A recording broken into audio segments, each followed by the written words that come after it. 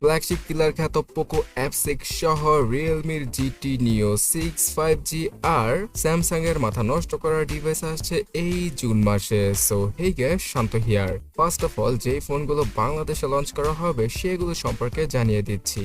Poco F6 এই ডিভাইসটা বর্তমানে ইন্ডিয়ান মার্কেট সহ চাইনিজ মার্কেট কাঁপিয়ে বেড়াচ্ছে। তো এই ফোনটাই আনঅফিশিয়াল ভাবে আমরা 35,000 টাকার আশেপাশে ইজিলি পেয়ে যাব, যেখানে কিনা স্ন্যাপড্রাগন 8s Gen 3 এর মতো চিপসেট, মাথা নষ্ট করা অ্যামোলেড প্যানেলের ডিসপ্লে সহ 90 ওয়াটের ফাস্ট চার্জিং রয়েছে এবং এর ক্যামেরা সেটআপটাও দারুণ। অন্যদিকে তাদেরই কম্পিটিটর রিয়েলমি তাদের জিটি নিও 60 অথবা এসি, যেটা কিনা চাইনিজ ভেরিয়েন্ট সেটার নাম এসি আর ইন্ডিয়ান ভেরিয়েন্টের নাম রিয়েলমি জিটি নিও 60। সো এই ডিভাইসটাও চলে আসবে বাংলাদেশে আনঅফিশিয়াল ভাবে 35,000 টাকার আশেপাশে, যেখানে কিনা স্ন্যাপড্রাগন 7+ Gen 3 এর মতো চিপসেট রয়েছে। আর এই চিপসেটটা স্ন্যাপড্রাগন 8s Gen 3 এর মতোই পাওয়ারফুল, মানে দাঁড়াচ্ছে গিয়ে আন্তত ব্রাঞ্চ মার্কে এই চিপসেটটা 1.5 মিলিয়নের মতো স্কোর করে। এছাড়া এখানে 5500 mAh এর ব্যাটারির সাথে পাওয়া যাবে 120 ওয়াটের ফাস্ট চার্জিং স্পিড। তবে গাইস, যেহেতু স্ন্যাপড্রাগন 8 সিরিজের প্রসেসরগুলোকে বেশি প্রিমিয়াম মনে করা হয়, তাই রিয়েলমি তাদের জিটি নিও 6, শুধুমাত্র 6 যে ফোনটা রয়েছে সেখানে স্ন্যাপড্রাগন 8s Gen 3 কে ইউজ করতে যাচ্ছে। তাছাড়া এর অন্যান্য সকল স্পেসিফিকেশন জিটি নিও 60 অথবা এসির মতোই। সো এই ডিভাইসটাও সিমিলার প্রাইসে আমরা বাংলাদেশের জুন মাসের মধ্যে পেতে চলেছি। क्या बात है। সো এত দামি ফোনগুলোর মধ্যে কম দামি কোন ফোনগুলো ভালো হবে? আসলে OnePlus তাদের কম দামি ফোনের মধ্যে CE4 Lite এই ফোনটাকে নিয়ে আসছে, যেখানে কিনা স্ন্যাপড্রাগন 6 Gen 1 এর মতো চিপসেট থাকবে, 5500 mAh এর ব্যাটারি, 120 Hz এর OLED প্যানেলের ডিসপ্লে। সো এইরকম টুকটাক স্পেসিফিকেশনের সাথে আসা এই ডিভাইসটা 28 থেকে 30,000 টাকার ভেতরে আমরা বাংলাদেশে পেয়ে যেতে পারি। আর ইন্ডিয়ান মার্কেটে 20,000 রুপির আশেপাশেই লঞ্চ করা হবে এই ডিভাইসটিকে। তাছাড়া এদিকে স্যামসাং তাদের M55 কে ইন্ডিয়া সহ চাইনিজ মার্কেটে লঞ্চ করেছে, তবে বাংলাদেশের মার্কেটও অফিসিয়াল ভাবে আসতে পারে এই ফোনটি, এবং এই ফোনটার প্রাইস নাকি 45 থেকে 50,000 টাকার আশেপাশে অফিসিয়াল ভাবে চলে যাবে। তো এই বাজেটে তো কেউ অফিসিয়াল M55 কে কিনবে না, যারা কিনা টেক ভিডিও রেগুলার দেখে থাকেন। সো এখন কথা হচ্ছে গিয়ে আনঅফিসিয়াল ভাবে কেমন প্রাইসে পাবো আমরা এই ফোনটি। আনঅফিশিয়াল ভাবে 35,000 টাকার আশেপাশে M55 এর মতো একটা স্মার্টফোন পাওয়া যাবে, যেখানে কিনা প্রথমবারের মতো স্যামসাং ফোনের পেছনে লেদার ব্যাগকে ইউজ করেছে।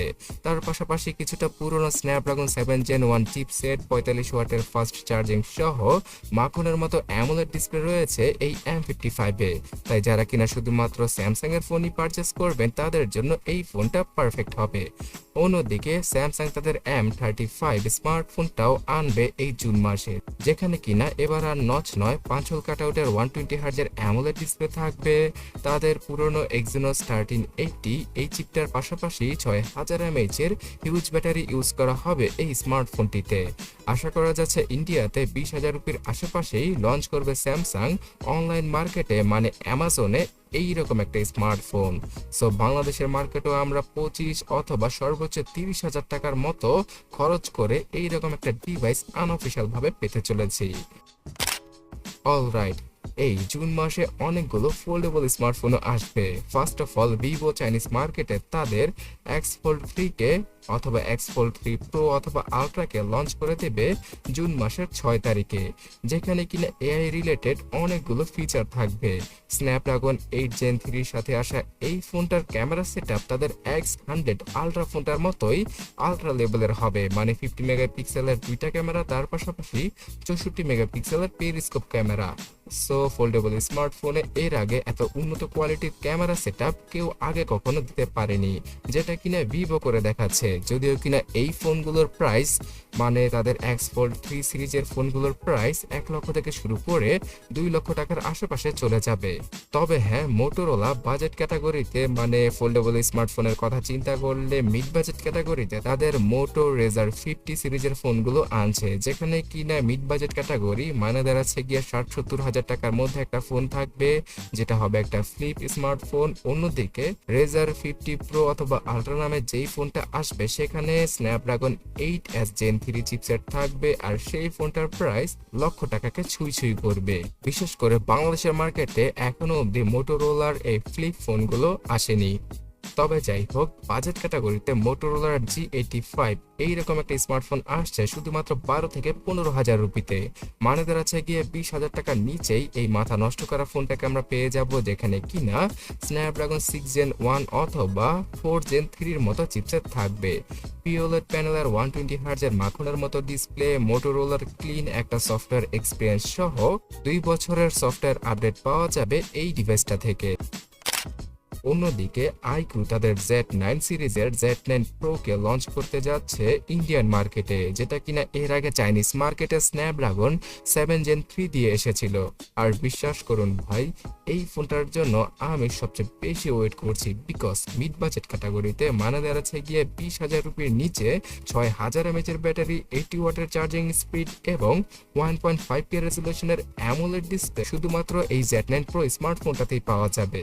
বাংলাদেশের মার্কেটে হয়তো 27 থেকে 30,000 টাকায় আমরা এইরকম একটা স্মার্টফোন পেতে চলেছি।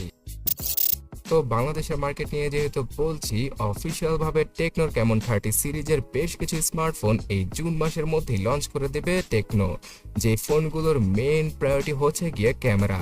কিন্তু ভাই, এখানে টেকনোর কোনো স্মার্টফোনই পেরিস্কোপ জুম লেন্সের ক্যামেরাকে আমরা পাবো না। তাহলে কি ধরনের ক্যামেরা ফোন যে তারা আনছে আল্লাহই জানে। তবে যাই হোক, 25 থেকে শুরু করে 30,000 টাকার উপরে এই Camon 30 সিরিজের বেশ কিছু স্মার্টফোনকে আমরা বাংলাদেশে অফিসিয়াল ভাবে পেতে চলেছি। অন্যদিকে আইটেল একদম বাজেট ক্যাটাগরিতে তাদের S24 কে নিয়ে আসছে, মানে Galaxy S24 নয়, তাদের নিজস্ব S24, যেখানে কিনা ভালো মানের চিপসেট, তার পাশাপাশি 108 মেগাপিক্সেলের ক্যামেরা আর 8GB প্লাস 8GB মানে 16GB র্যামের সাপোর্ট থাকছে। এই ফোনটা 13 থেকে 14,000 টাকায় বর্তমানে বাংলাদেশেই পাওয়া যাচ্ছে, এবং এখানে থাকা মিডিয়াটেক G91 চিপসেটটাও মোটামুটি ভালোই বাজেট অনুযায়ী। অন্যদিকে ওয়ালটন 30,000 টাকা দিয়ে স্মার্টফোন লঞ্চ করেছে।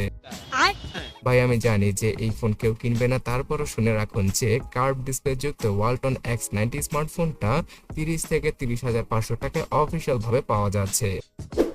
অলরাইট গাইস, নাথিং ফোন সম্পর্কে জানাচ্ছি। নাথিং এর সাব ব্র্যান্ড মানে CMF তারা কিন্তু TWS, নেক ব্র্যান্ড অথবা বিভিন্ন গ্যাজেট রিলেটেড প্রোডাক্ট সস্তা প্রাইসে লঞ্চ করার জন্যই এসেছিল মার্কেটে। তবে এখন যেহেতু ইন্ডিয়ান মার্কেটে নাথিং ফোন 2 এটাও তেমন একটা ভালোভাবে সেল হচ্ছে না, তাই আরো সস্তা প্রাইসে CMF ফোন 1 আসবে, যেটা কিনা এই নাথিং ফোন 2 এরই একটা রিব্র্যান্ডেড ভার্সন হতে পারে। আবার এমনটাও জানা যাচ্ছে যে মিডিয়াটেক ডাইমেনসিটি 6100 চিপসেটের সাথে 120 হার্জের ডিসপ্লে দিয়ে আসবে 15,000 রুপির আশেপাশে CMF ফোন 1 স্মার্টফোনটি।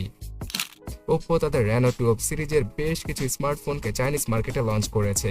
এখানে মিডিয়াটেক ডাইমেনসিটি 8250 এবং 9200 প্লাস এইরকম মিড বাজেট থেকে শুরু করে ফ্ল্যাগশিপ ক্যাটাগরির মানে কিছুটা পুরনো ফ্ল্যাগশিপ ক্যাটাগরির চিপসেটকে ইউজ করা হয়েছে। কার্ভ ডিসপ্লে যুক্ত এই Reno 12 সিরিজের ফোনগুলোর পেছনের ডিজাইন আসলে মাথা নষ্ট করার মতো সিম্পলের মধ্যে গর্জিয়াস, বিকজ এর আগে Reno 5 এবং 6 এর ডিজাইনকে কিছুটা অনুসরণ করা হয়েছে এখানে। তবে ওভার প্রাইসের জন্য হয়তো অনেকেই Reno 12 সিরিজের ফোনগুলোকে কিনবে না।